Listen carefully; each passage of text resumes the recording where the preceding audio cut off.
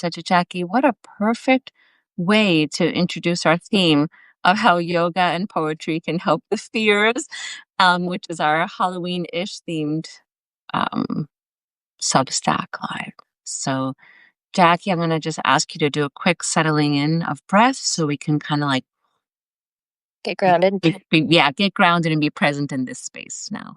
Totally. Okay. So go ahead and take a seat, or you could even stand. You might even be lying down as you listen. Any position is fine as long as you're comfortable. Eyes can stay open or closed. So as you begin to notice your body, just notice your breath. No trying to change it, just pure noticing. The breath might be short or long. It might be deep or shallow. You might notice some tension in your body. You might notice thoughts in your mind, and all of it is welcome to be here now. And as you continue to notice, go ahead and take a really long, full exhale. So starting in your belly and bring that an inhale. Bring it up through the center of your chest, all the way up to the top of your lungs, and then sigh it out. Let's try that again. A full inhale and exhale through your mouth.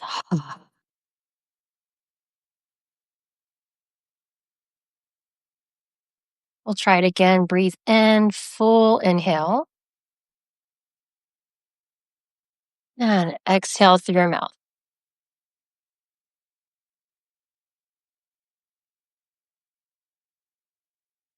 Now, I'm going to invite you to join me in one round of deep breath, also called Brahmari. So just let your breath settle. Whenever you're ready, take another full inhale, and then we'll hum together as long as you can. Breathing in.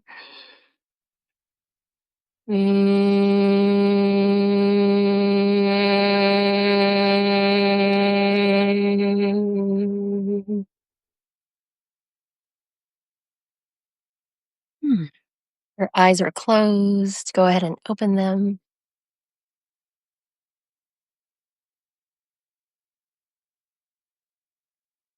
I like that last. What breath was that? Bubbery? Brahmari, yeah, it's a bee breath. So it's sort of imitating the buzz of a bee without saying the word buzz. It's more like a hum, yeah, hum, like a long M.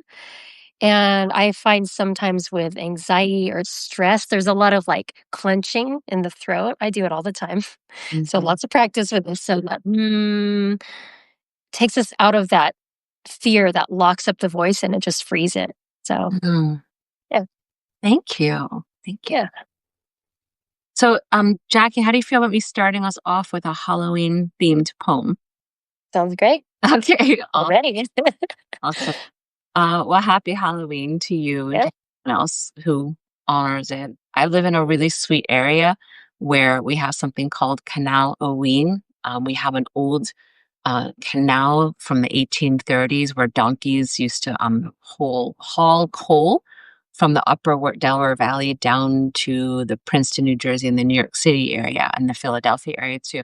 So we just have this long 60-mile biking canal. So this 2-mile stretch is where my town is. And we all carve pumpkins together as a community and place the pumpkins on the canal. And then we light it every night and we stroll along it. Yeah. So we That's amazing. brought back a really old tradition. So that's when we honor it. So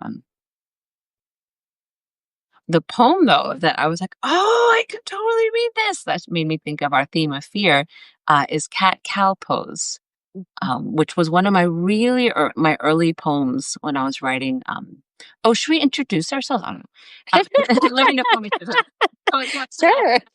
No, like as you know, and anyone else here might know, I'm writing a yoga poetry collection of 108 yoga poems. I'm on 102 now, and I've actually rewritten I keep rewriting several of them because I wrote them so long ago that and as I introduce them into more yoga practices, I'm like, this one can or cannot be introduced as is. So cat cow, I was baffled on because I'm like, how am I going to write a poem for two poses in one? So do I write one for cat? Do I write one for cow? And I think this was still during shutdown when I started this. And so whenever I'm stuck, I just move my body.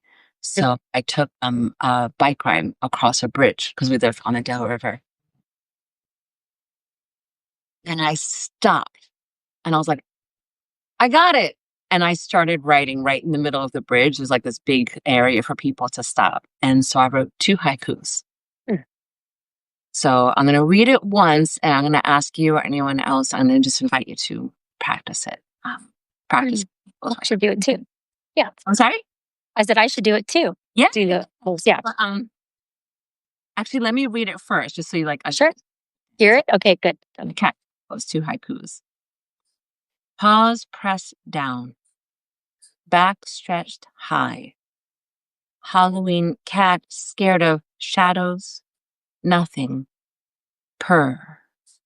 So that's the cat one. And then for cow, the sacred cow, mother of milk, nourishing our spine. Oh, om, moo. So you'll see this is how it looks on the page. So now that you kind of understand it, I love if you would practice while I read it. Mm-hmm. Sounds good. Perfect. And everyone listening too. Yeah, and anyone else listening, I would do it too, but I'm reading the poem. Okay, cat cow pose, two haikus. Paused, pressed down, back stretched high. Halloween cat scared of shadows, nothing. Purr. Sacred cow, mother of milk, nourishing our spine. Oh, om, moo.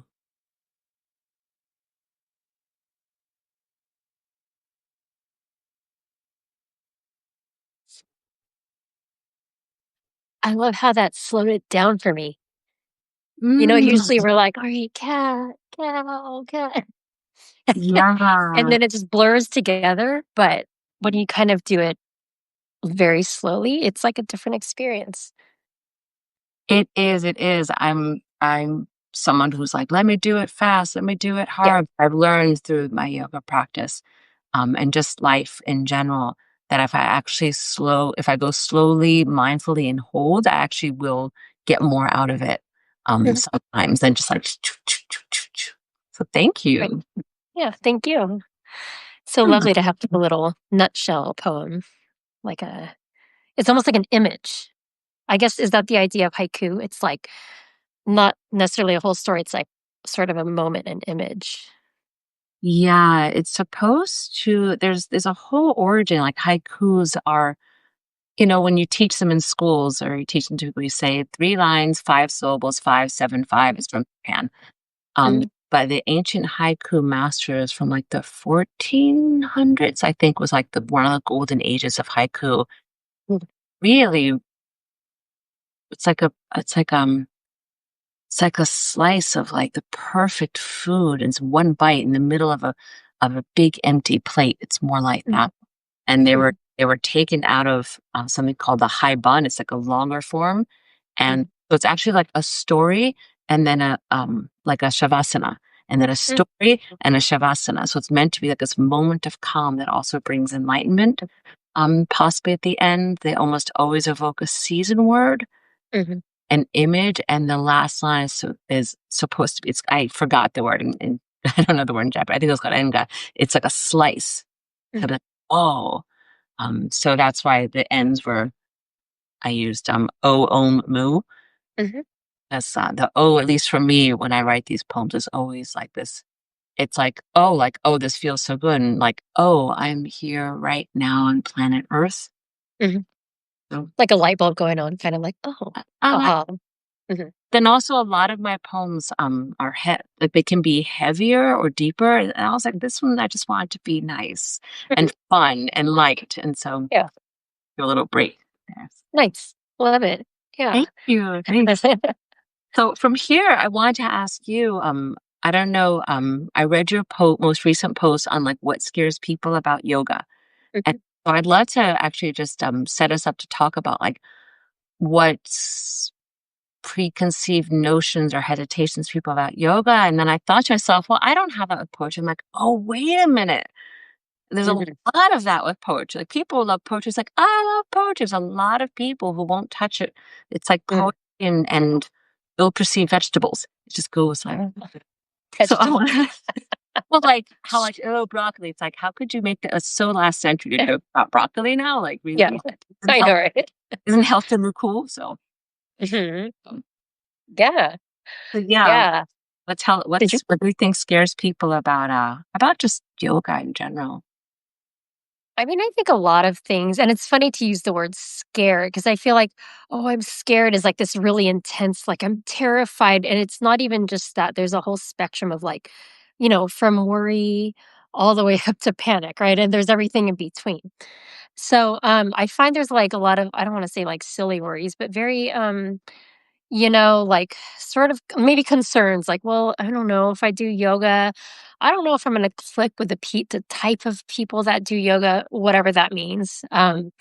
I think there's a popular image of, like, the yoga type, which is what I write about in my post, like, what is that person like? Do they wear yoga pants? Do they burn incense? Are they super spiritual?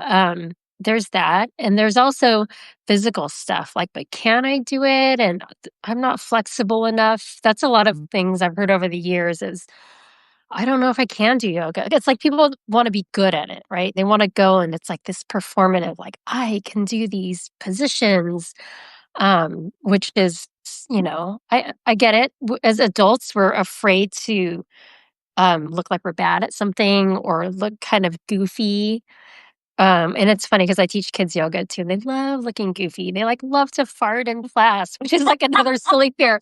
They love it. They think it's hilarious, but if you've ever been to a yoga class and someone farts, you're like, no one can say anything for fear of, like, embarrassing whoever did that. It's kind of funny, you know? Yeah, so, it's a whole spectrum of things. Yeah, and I just find that, there's a lot of fears people don't talk about. I mean, and if anyone's listening and something comes to mind like, "Oh," and it doesn't have to be this intense fear, just like maybe a hesitation even, maybe that's a better word. Like, if you think about going to a yoga class or getting into yoga, do you have hesitations about it? Are there things that make you say, I don't know, maybe not. Maybe that's not my scene." I can't read my phone. I'm like so far Oh, away. got it, Robert. Love this energy, gentle and warm, transcendent. Transcend it. Yeah. Yeah. Um, I don't know, like, what about you, Corey? So you've been doing yoga how long? Did you initially have fears or worries about it? Have you worked through some of them? Have they shifted? Hmm. That's really yeah, for sure. I mean, I was lucky that I was introduced to yoga by like a hippie high school teacher who Mm, was and this is like and I say okay, he wasn't really a hippie, but it was the 80s in New York City. It was like mhm, that glitz and Wall Street sort of feeling in the yeah, city. So I was introduced to it and then I had friends who knew it. So I was familiar-ish to me. Um, and then my one of my fears, I couldn't afford it. I couldn't afford the studios, as a writer. yeah, So whenever I did get to go to a yoga class, it was like a big treat for me. And then I got like the videotapes. I did a lot of postnatal. So for me, it's almost like this on and off. And then mm, in 2020, it became like solid every day. mhm, Um, and that was one of those like transcendent things that happens from like post traumatic growth. Like, what yeah, can I do? But my fear usually is to share with people that it's a very private practice for me. And I almost always do it at mhm, home. it's one of those funny things, like, I support yoga teachers. I want more yoga studios, especially in more distressed areas, but I mostly do it, on my own. Mm. And so as far as, like, how I'm perceived, I have naturally always been, athletic-ish and flexible, but I have hurt myself quite a bit by Mm. not quite a bit, but, like, I've hurt my back, I've hurt my knee Mm. for pushing myself. So now I have more fears of, like, and more trepidations, Mhm. like, it's like, "Oh, maybe I shouldn't do that, or maybe I should do that." Yeah. That makes sense. I think a lot of people have that fear though of like, either I can't do that, or if I do that, I might get hurt. Things like that. Or, you might go to a class and the teacher will say, "Does anyone have any injuries?" And people may or may not say anything. And you never know. There could be someone that has an injury and they just don't want to voice it in front of the entire class. So I think Yeah. that's a pretty important issue, because there are so many types of yoga and the yoga teacher's training experience is different. So the way they approach that specific issue of being mindful of injuries and limitations, abilities in the class, it's tricky because as a yoga student, you have to kind of be your own advocate.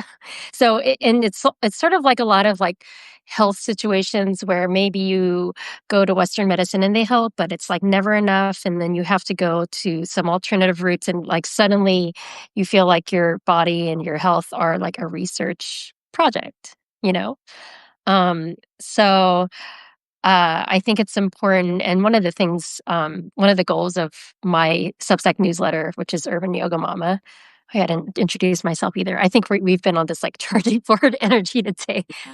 Is to kind of like educate readers in terms of like how do you make yoga practice your own? There are so many options now. You could do vinyasa, you could do hatha, restorative, blah blah blah, like goat yoga. I mean, it's like crazy how many types of yoga there are. And then how do you go about it in a way that takes care of your body, your needs, your worries, like we're talking about today? What are you concerned about? And how do you get what you need from this whole overwhelming smorgasbord of like yoga offerings? Mm. Um, so I feel like I went a little bit off No, no, no, on a you tangent. no, I was gonna, bring it back to, just the idea of fears, and I think when we're in group settings, having been raised generationally as, like, hyper individualistic and Mhm. yet not biologically realistic for most of us. Right. We think together, we work together, we feel together. If we walk into one yoga lounge, it's like, oh, we're like, yeah, Totally. that vibe, or if we walk into oh, we get that vibe. Yeah. If we walk into a studio in a city that's kind of like a little surprise, it's like, aha vibe. So, I do know that when, now in, I'm much better at advocating, for myself. Like, let me just, I don't know. I've been through enough that that I will be like, yes, I have an injury. And I'm not really embarrassed, but it's that embarrassment, Yeah. and which leads to, oddly enough, which leads to shame, which leads to hiding, and Mhm. it's a few steps away from like just going through the motions and pretending. Right. So Mhm. I think that's kind of like the what you're talking about, and I think one thing that my poems invite us to do, and that, I invite myself to do, invite others to do, especially as a mother who got really serious, once my kids were born, the Mhm. having to protect them was so high, is to let ourselves play again. Mhm. I think that, I joke about it, but I really mean it, that kids yoga teachers should teach kids yoga to adults. Because when I was my profession for a long time is I was the unofficial term for is a teaching artist or a poet in the Mhm. school. I called it, a poetry integration, a curriculum integration consultant, because that's what I would go into places like, how can we put poetry into schools? How can we put poetries into senior centers? How can we put poetry? I don't want to be a book that just ends up at a thrift shop. Like Mhm. I want to take care of you through these words. I want to show you that there's another way besides darkness and depression, or dwelling in darkness and depression. Those have their places too, but to kind of to bring us back. So when I taught little kids, we always had, and because they were all special needs students, I had to, some of them were nonverbal, some of them were um, non-mobile. Mhm. Some of them could understand a lot, but not express a lot. Some could express not. So it was a lot. And students also with on the autism spectrum and gifted. So I would move. I would go, poetry is music, and they'd all have to stand up. They'd have to stop out. Music, story, and song. And I brought that to my college class. You should have seen, I mean, the coolness. And I was like, I'm there. I'm with you. We need to learn how to be silly again. And it's a really difficult world. Don't be silly when they're like taking away your rights or blocking off your street or trying to steal your purse. But like when you Right. time, just sometimes be like, is this really that serious? Can't I just relax? And this is coming from like someone who feels a lot of of feeling. Mm. That it's just that gentle, invitation to feel a little bit lighter, if that makes Yeah. sense. Oh, absolutely. I think it's important because, adults have a lot of worries too about being silly. It's like, I can't do that. And even if you say, okay, we're going to be more playful in our approach, you can see people like stiffen up, like, I don't know what that means. Why don't you just tell me what to do? You're the teacher. Um, but I think it's important because, and I'm obviously not like a neuroscientist, but I read a lot about neuroscience and how it relates to yoga. And it literally triggers like a different part of your brain. Like even just, bringing in that singing and the movement engages different parts of your brain. And and when that happens, you take in that information and the teachings a little bit differently. Um, and it's like something we shouldn't ever lose, I think, because it's actually one of the more human things, because if we're always up here, we're in our head and like, "Oh, what? Where does my foot go? Where do I put my hands? Do I breathe when I do this or do I exhale?" It's that analyzing, and then pretty soon you're doing positions, but you're not meditating, right? You're Mm, not in a meditative state. You're trying to, figure out all the mm. finer points. And that creates the sort of worry too, like, am I doing it right? And that's one of the main worries, especially newer students have. Like, I don't know if I'm doing this right. Oh, the teacher's gonna come doing an adjustment. I don't know if I want that. And I know in some places they have a token you can put down, say like do or don't offer adjustments, which I think is great. But I think that playing, that ability to play and laugh and sort of experiment, like, okay, we're doing this pose, but what is cat pose? Oh, Oh I'm my just going to gosh, you wiggle. totally had your And right on cue, I didn't even plan that. oh, What is cat pose? This is shadow. wow. Um, Oh my gosh, Shadow, we just read Cat Cow. Thank you. Shadow's biggest fear used to be my son, just roughhousing with him, and then we learned that maybe we should be more gentle with Shadow. That's so funny. Actually, one of my fears was that he was just gonna be everywhere all over me and in front, but then he's on his merry way. He had his moment of fame. Say hi Um, to Sarah. Bye to here, and thank you for joining. Hello to Sarah for joining. That's yeah, no, that was great. See, there was a moment of playfulness where I'm like, "Shoot, I didn't plan that." So what was I saying? Yeah, to be able to be playful and experiment is loosens people up if they can do it, right? But a part of it is permission. Like, oh, if you go to a class and the teacher says, "We're gonna play with this," it kind of gives you a little permission, but you as the student, the practitioner, also have to give yourself that permission to experiment. yeah, absolutely. That brings me into what people fear about poetry or what their aversion to it, and then also Mhm. poetry. I want to bring into like how poetry and yoga are tools to help keep your nervous system calm. Yeah. So, because I think that right now, at least for me, if I'm experiencing, it's just there's a lot of energy, and Mhm. people are in it, like in the middle of protests, and some people are in their castles, and some people are in between, going, I know I'm okay, but ooh, I feel anxiety anyhow. I just feel Mhm. worry. Um, I mean, I turn to poetry naturally.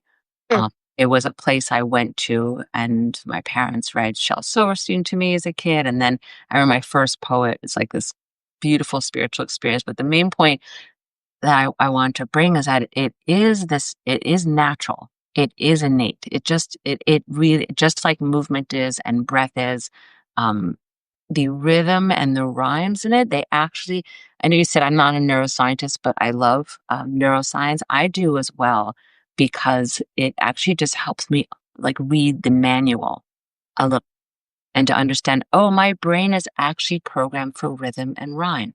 Why? Why would our brains be programmed for rhyme? Well, we didn't always have tablets or pens or paper or any way to write something down. How are we supposed to remember something? Well, if I remember something all the time, I can stand up and I make a mime, and then we know that we can rhyme. And it's like, oh, I'm going to remember that. And you'll see that the opposite side of poetry is advertising campaigns and political campaigns. Mhm. Speeches use all of those tools, and yesterday, someone played me something. I was like, "Yeah, da, da, da, da, da, they're using this tool, this tool, this tool," and your heartstrings are pulled. Mhm. And that's why I try to be responsible with it. So it's this birthright, and there actually is a part. I wrote it down. I was so enamored by it. I don't think I'm gonna find it here. Check this out. Poetry actually activates our reward centers, and it's the nucleus accumbens and the ventral stratum.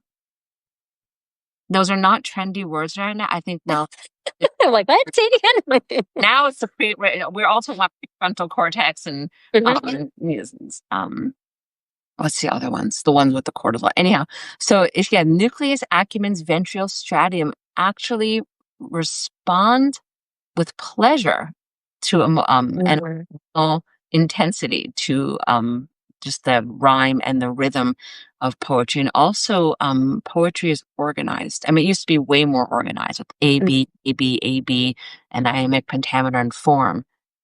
And one thing I was going to make note of, we broke form in the 50s going onward. And I'm like, yeah, that actually shows Mhm. also how we are. Like, we're free floating, we're free, but also I think we're a little lost, and we're trying Mhm. to find our way, which we will, but it feels hard. So, but like time, funerals, weddings, whatever, you take all these feelings, and it's encapsulated and it's organized in a place for you to understand, and it gives a safe Mhm. place for expression, and also for like self-witnessing and hear yourself and being heard by others. And I know with a lot of my students, it was like, I can't write poetry. I'm like, I want you to write the worst thing you've ever written in your life. Mm. Write anything. Right. Just write, I don't know what to write. That's almost always your first line. And it's the same thing as getting on the mat. It's like, there's the blank page again.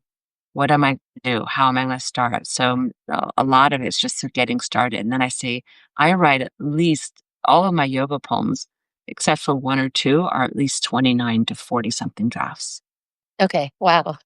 Yeah, That's I amazing. write them, and sometimes just every time I change even 1 or 2 words or line breaks, I save it as a new draft. It was recommended um by a friend of the family, who actually worked with a bunch of like singers like Michael Jackson and Billy Joel. Like, he was a producer back in the day. Like, he's elderly now, and he's just like hanging with the grandkids, but he was telling the story. And he said that Billy Joel, every single time he changed, I'm aligning myself with Billy Joel. Every single time he wrote all of his songs in a composition book. Mhm. Okay. And every time he changed even 1 or 2 words, he rewrote the entire song again, so he didn't lose it. Wow. Yeah, and we're in a delete cancel culture now, and a copy Yeah. paste culture, so I make sure I'm like, I have to treat my Word document as if it's the composition book, Mhm. and to That's so interesting. I love to hear about, like, sort of the behind the scenes of creative process. Like, oh, here's this lovely contained, like, complete poem, but kind of the life behind it, like, what created that? But also, kind of that, sense of, like, what do I do? Like you said, people say, "I don't know what to write," is so similar to, the worry that I hear from students of, like, "But I come to class because I don't know what to do at home." Like, if I go onto my yoga mat by myself at home, I don't know what to do.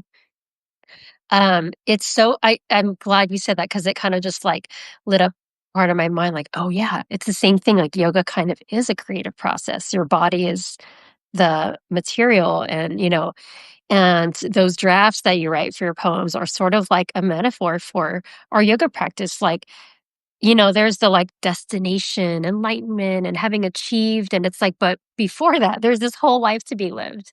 That is the revision process every day. You get on your mat. You're working with your body, and every day it's different, you know? And maybe you come to your mat and you don't feel great, or maybe you feel great, and you're, like, almost a different person every day, but just that relationship with yourself of, like, noticing what's there and, sensing into your body, and sometimes you're like, "I feel funny in my gut," or, "I've got this tension, but I can't put a word to it." What is that feeling, that emotion, that sensation? And those are like your drafts of maybe today you can put a word to it, and maybe Mm. that word is anxiety or fear or happiness, whatever it may be. Maybe tomorrow you feel a sensation and you can locate it, but you're at a loss for words, and then that's okay too. Yeah, yeah, it really is that. I think that poetry and yoga are a natural combination. It's poet. There was a time period in the New York City subways where it was poetry in motion, Mhm. and would select lines from poems. They had them all over the subways, which was very nice to see next to the advertisements for beer and whatever else, cell phones. Mhm. But I do say that yoga is poetry in motion. There, and I'm talking about the yoga asanas, not even the rest of the breath and the self discipline and the outer Mhm. and inner world, and that whole structure. That is a really good blueprint for Mhm. how to live. A l Like, if you're a boat and there's a storm, you stay on your boat, you return to your hull. Um, so I find the 2 things that make the most sense to me, it's just, like, on this journey, like, to check in with yourself. Mhm. How am I feeling? How am I doing? What can I do today? Mhm. And, whenever I've had the poems, I told you I was like a poetry integration specialist when I think it was years ago, I might have told you about it. I was invited by a dancer to write a poem for a choreography piece. Did I tell you about that? Yes. Mhm. So Yeah. that's kinda where it started, and I find it has, like, the same, effect, with the yoga and the movements and I find the same satisfaction, like, when I'm standing on the mat, checking in with myself, seeing how I'm doing and how I'm moving, and when I first started my yoga practice, I said to someone I knew who had been practicing for 20 years, "Oh, what's it like to be able to do every pose?" And she went, "Oh, dear." Corie, it is not. She's like, "First of all, it's not about just the poses. Mhm. Yeah. And second, she's like, as you go through this life is a way of humbling you, Mhm. an arm injury, you get Mm. a knee injury, you get a backache, you Mhm. ate too much, you ate too little, and you go on that mat, and it's a completely different thing where suddenly I was able to hold one pose for 10 minutes and now I can hold it for can't even hold it for 2 seconds. So I remember Mhm. nothing else about that conversation except being like, oh, I just caught myself being very um objectifying the Mhm. experience into Mhm. like that perfect photo of like Yeah. Stoic warrior. Perfect alignment. Yeah, totally. Yeah, I mean, and I think that's, why it's important to, like, have community in yoga because sometimes when you go to a class, you can, like, you can do the class, then you can roll up your mat and leave without ever saying a word to anyone, which is fine, like, sometimes, that's what we want from the practice, um, but it also, like, there's a whole world out there of, like, connecting with other people that practice yoga and finding out that there isn't that one yoga type that is, like, hippy dippy woo woo. it's You true. know? I had a recently, he was surprised to hear I eat meat. Oh, Right, that's the other thing that I was gonna touch upon, like, like, what yeah, what are your worries? Like, crack too. No, I'm teasing. Right. Do you have to be vegetarian? Can I still drink alcohol? Like, do I have to wear these clothes? Do I have to like have a guru and all that? And it's, oh, but I'm religious. Isn't yoga kind of like a religion? And I wrote a bit about that in my post Yoga Worries as well, because I just remember one day sitting with my dad watching like Fox News or something years ago, and the announcer came on and was like, coming up next, is yoga the new religion? Find out why, blah, blah. It was kind of touching upon like the religious, or not the religious, spiritual aspect of yoga. And my dad, who's like this devout Catholic, was like, what? What do they mean? And I'm like, oh my gosh, how do I explain this whole thing to my dad who, and I love my dad, but like, is he going to get it? Or is he just gonna say, "No, it's just like an exercise?" And I fully respect that. Often people come to you, like, "I just wanna feel good in my body." And there's nothing wrong with that. It's totally fine if you're saying, like, "I don't know, yoga philosophy, like, I don't know. I just wanna feel good in my body." Totally fine, but probably if you keep at it, eventually, you'll start wondering about those aspects. Yeah, yeah. I wanted to ask you because and also if anyone, Rich B, Sarah, who else is here? Kina, I don't know if you're still here, but happy Halloween to you all. Donate candy. Robert, um, does here. That was judgy of me, right? Okay. I wanted to ask you, in your opinion, how do you think that the practices of yoga can um, help with feelings of anxiety or feelings of fear? Like, how can it help steady you? Absolutely. It's a big question, but I have sort of like a nutshell answer. So, feelings in general, emotions are multi-layered. Mm, So in yoga philosophy, there is this concept of the koshas. That's KOSHA. And I'm not sure if you caught my post about koshas. It was maybe I think earlier this year, last year. The koshas are the layers of our consciousness or our being. So we have the physical part, which is the part we can touch, the part that needs food, that needs rest, our physical body. There's the mental part that thinks, that takes in our surroundings through our senses. There's another part of that mental part that judges, that analyzes. So the mind is even multi layered. There's the emotions. There's what's called the prana layer, which is our energy. That's what keeps the breath going. So you don't have to sit there and think, okay, inhale, exhale. So I won't go into like a whole lesson on yeah. what all those coaches are. Was that? No, it's super cool. I love it. Yeah. So different layers: physical, mental, emotional, spiritual. And those are all acting at the same time. And that's what makes you you. That's what keeps you alive. And so when you have an emotion like anxiety or fear or worry, um, when you work on the level of the koshas, you can sense, okay, physically, what am I feeling? Oh, maybe worry for me is those butterflies in the stomach. Or maybe it's actually higher and I'm feeling my heart beating or my chest is getting tight, or maybe even higher in my throat and I feel like I can't talk, or even higher in my mind and my mind is just going a million words a minute. So you can start to inquire, and it's sort of along those lines of being playful of like, oh, okay, what am I feeling? I think that's anxiety. Where do I feel it? And then once you've located it, you're like, great. Now, what am I going to do? I see it there. It sucks. I don't like it. Right. There's a lot of times there's this immediate, like, oh, I don't want to feel that. I'm going to grab a glass of wine, and I drink wine. So I'm not saying don't drink wine, but like, this immediate, like short circuiting, nope, nope, got to shut it off. Mhm. Don't want it. Grab a cigarette, whatever it is you do. And I'm not at all judging. Like sometimes we have to do that, not have to, but like sometimes we're human. We don't have, sometimes we're in a moment and we just got to put that on the back burner. I feel that anxiety. I can't go into a panic right now. It's fine. But with yoga, um, the more you practice the postures on the mat and breath awareness, the more you can notice, oh, wow, yeah, that's anxiety. Because sometimes we'll brush through and be like, I'm uncomfortable. I don't know what that is. On to the next thing. So Mm, the first thing is noticing, okay, when we're used to practicing poses and breathing on a mat, we become more used to like noticing, oh, yeah, I feel anxious or I feel worried. mm, And the next step after noticing is maybe identifying, yeah, that's anxiety. That's worry. Um, and even if you can't say what it is, the next part is to ask yourself, like, what do I need? Right. And sometimes it's something vigorous like a sun salutation, dynamic flowing movements, and other times it is meditation. And so it's a challenge because there's no like one size fits all.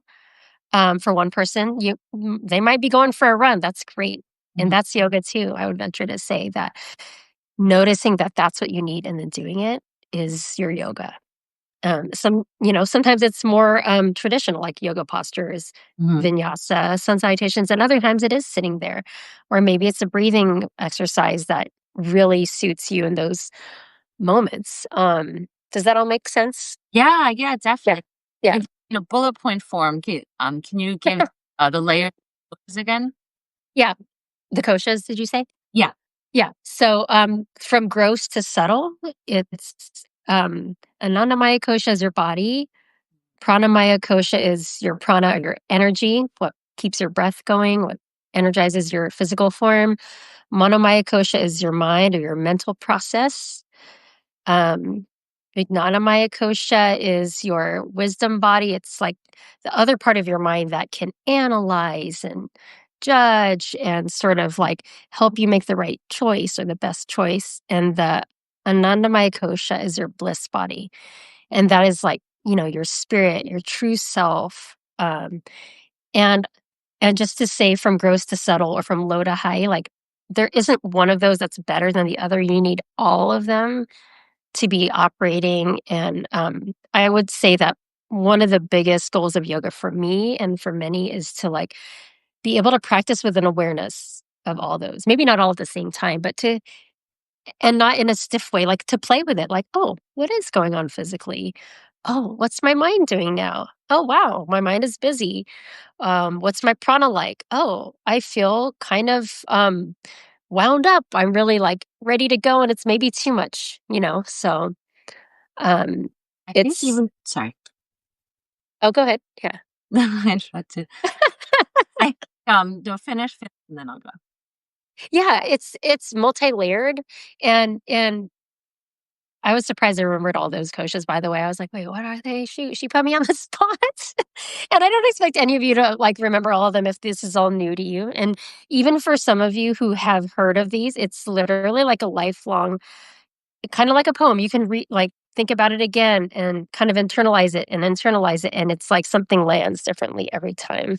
It's interesting. I think poetry, 2 things about that, is that, I think I think if our general zeitgeist could understand that there's many, many layers to being, and Mhm, it's not an either or, we feel a lot more comfortable mhm, just in our day-to-day lives because it goes from like, "Oh, we're all the same deep down," to like, "I don't like you because you look like this."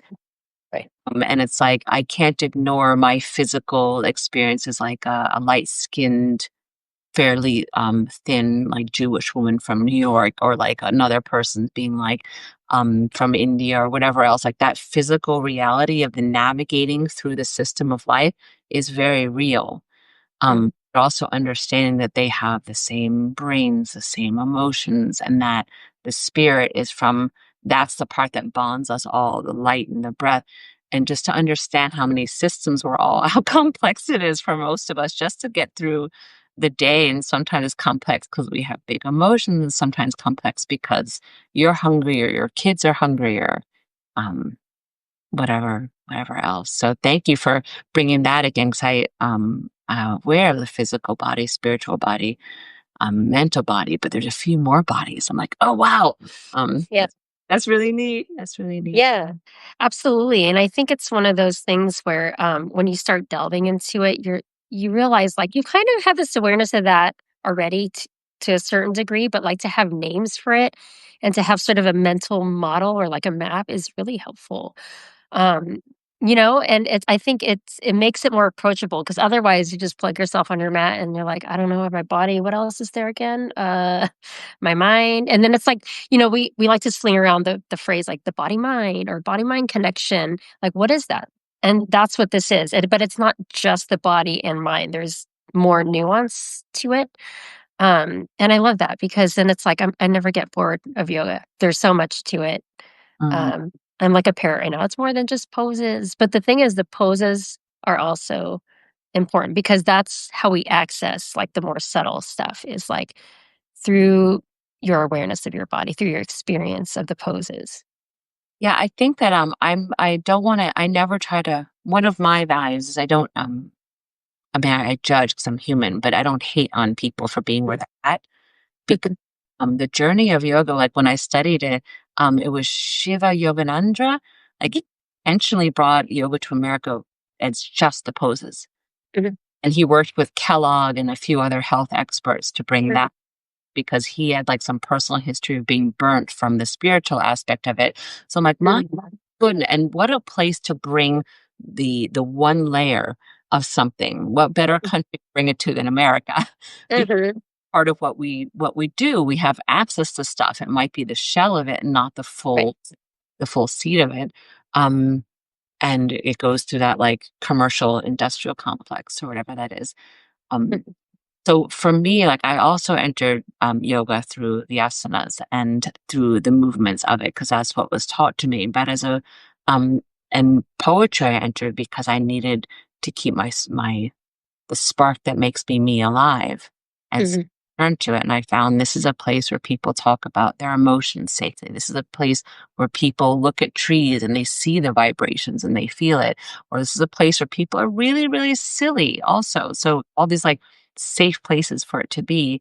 And mhm, I so for me, what yoga gives me, if I can go into that for a moment, or it gave me, when I first started really practicing it, it was the somatic releases. mhm, I was on the part of my journey where it came to me, I was realizing that all traumas, little T, big T, were stuck in parts of my body because the adrenal system never processed it to freeze. So I was, oh my goodness, like mhm, literally our bodies are a metaphor. I have mhm, the weight of the world on my shoulders, you right. know, my Yeah. heart aches for you.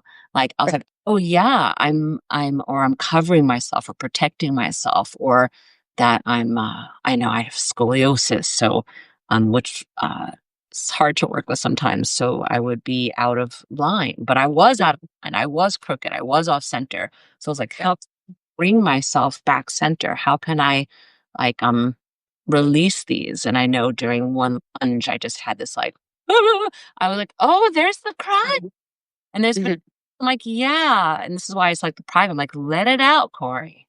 right. It's okay Yeah. to cry for yourself at 5 because you got spanked. There's no "That's pathetic." I'm like, "You belong too. That's Yeah.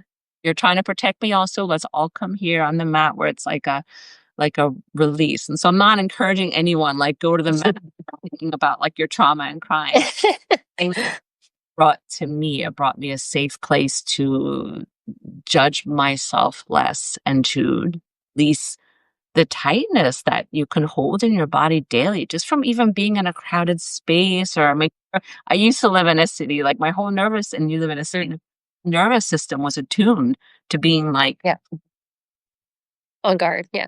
yeah, on guard. Mhm. So Yeah. I catch myself and I'm like, oh my gosh, like I'll show you where I live. Like I live in the country, It's like, Mm. Big open spaces. Yeah, that's funny. It's so opposite. I live in Chicago. So it's like worlds apart. It's like yeah, your worlds apart. completely different sort of environment. But yeah, no, you're right. And I love the city and I also love nature, but it does feed your sensory system in a different way. Um, I'm I sorry. wanted to ask you as you're talking, I thought when you were talking about poetry just now. Sorry? Yeah, you're Can out. I think I'm not sure I don't have to say it. I don't know. Oh. Can you? Yeah, maybe it said your internet is not stable. Oh, perhaps. Now you're up. You're not out of sync. You're up. Okay, okay. Yeah. So It's ask still good. me. Okay. Was at the hour point, so we'll probably wrap it up soon with some poems. So, what was your question, Jackie? Oh, just in terms when as you were talking about poetry just now, and bodies as a metaphor, it sounds like maybe there's some sense of like release or resolving. Would you say that's true? Like as you write the poem and craft it, you want there to be a sense of like either release or resolving something that might be difficult, not always, but something. Does that ring true? Oh, absolutely, absolutely. And each, um, like I wanted to read you all mountain pose. Yeah. And so when I thought, must leave, thank you so much. Yeah, I know we're at that time now. Thank you, Rob, for coming. I really appreciate it. So for me, each poem was a journey, and I know they're done when I'm like, oh, I moved a little bit and I clicked out of it. Um, so if Hmm. you find me, I would love to like wrap this up because we are at that.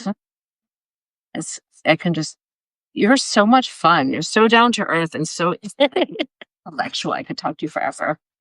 Same. And wait, I didn't see, did I print out corpse pose? Oh, there it Yeah, I was gonna say, yeah. I was hoping you would read your corpse pose is. poem. Yay. Yeah. So yeah, I want to, they're two different. The mountain pose is because I want to give everyone a gift for just living now. And the Hmm.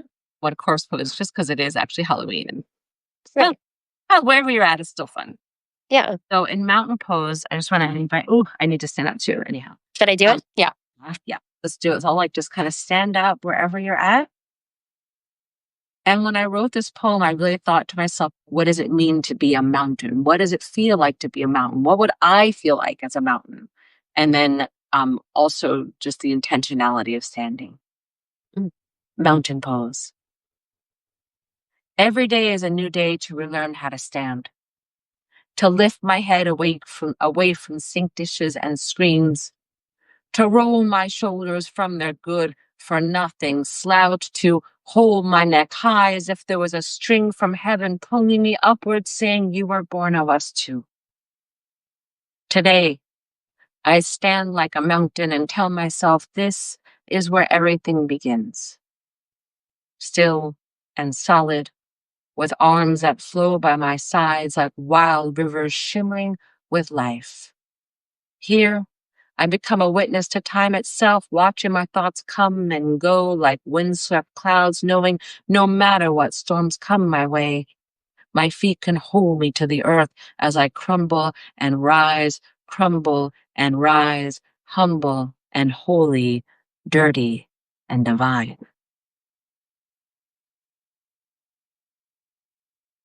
So my wish for all of us is that we stand like mountains. I'm gonna move to the total opposite now to wrap it up. Now I'm gonna just corpse pose. But you know, it's the same position, just reclined. I know. If you think same alignments, but laying down instead of Yeah. standing up. Like, how can I read this book? Yeah. Like, no, no, no. They go, no, no. Now, so think of that, right? So I'm gonna invite everyone to follow Jackie. She's my yoga teacher. Bye, Sarah. And the last poem before we wrap it up is Corpse Pose. This one's highly personal, but I'm still sharing it. Corpse Pose. My first corpse pose was when I was 6 years old, and I pretended to be dead. A poison princess note on my chest. My father playing his part perfectly with his rehearsed line of, woe is me, and I was completely satisfied. My second corpse pose was when I was 19, and the hike I thought would ascend to a mountain peak took me deep in a valley instead. After hours of wandering, I surrendered to a bed of pine needles and moss and the voice of a forest saying, you are not lost. Now, my corpse pose is a daily surrender on a rubber mat in a basement, my children sleeping above me like clouds. Every day, I tell myself to stay there for one extra moment, as if to say, let it settle in and feel your thoughts fall around you like rain.